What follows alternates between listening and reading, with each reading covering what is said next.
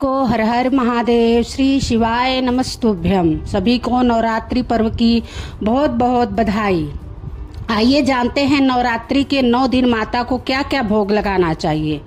शारदीय नवरात्रि के पर्व पूरे देश में धूमधाम से मनाया जाता है। नवरात्रि के 9 दिनों के दौरान देवी के 9 स्वरूपों की पूजा होती है। उन्हें 9 दिनों तक 9 अलग अलग चीजों का भोग लगाया जाता है।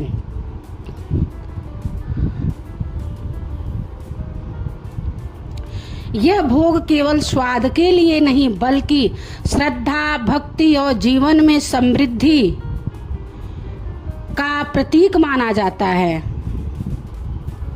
पहले दिन मां शैलपुत्री का है। माता रानी को घी का भोग लगाया जाता है। मां को घी अर्पित करने से शरीर स्वस्थ रहता है और जीवन में पवित्रता आती है। माना जाता है कि यह साधक को लंबी आयु और निरोगी काया प्रदान करता है। दूसरा दिन मां ब्रह्मचारिणी का है। मां को शक्कर व फल का भोग लगाया जाता है।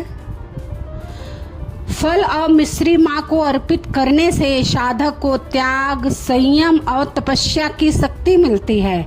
यह भोग जीवन में शांति और सौम्यता लाता है। तीसरा दिन नवरात्रि का मां चंद्रघंटा को समर्पित है।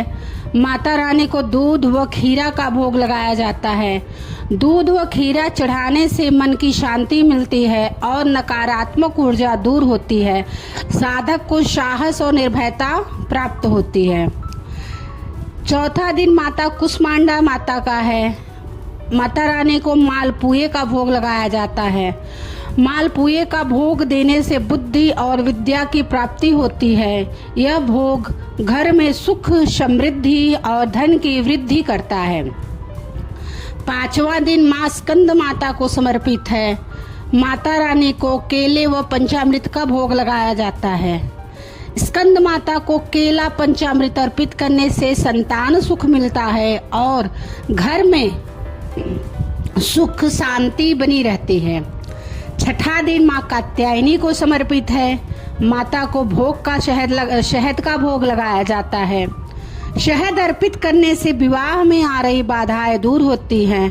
यह भोग मां कात्यायनी को प्रसन्न कर जीवन में प्रेम और संबंधों में मधुरता लाता है। सातवां दिन नवरात्रि का मां कालरात्रि को समर्पित है। मां को गुड़ व मिठाई का भोग लगाना चाहिए। गुड़ चढ़ाने से शत्रु नाश होता है और भय दूर होता है। जीवन में शक्ति, साहस और आत्मविश्वास का संचार होता है। आठवां दिन माता गौरी को समर्पित है। मां को नारियल का भोग लगाना चाहिए। नारियल अर्पित करने से जीवन में समृद्धि आती है और मां भक्तों की मनोकामना पूरी करती है।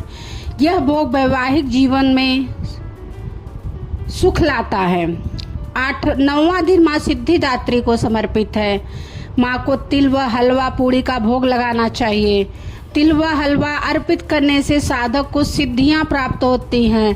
यह भोग हर प्रकार की मनोकामना पूर्ण करता है और आध्यात्मिक उन्नति देता है।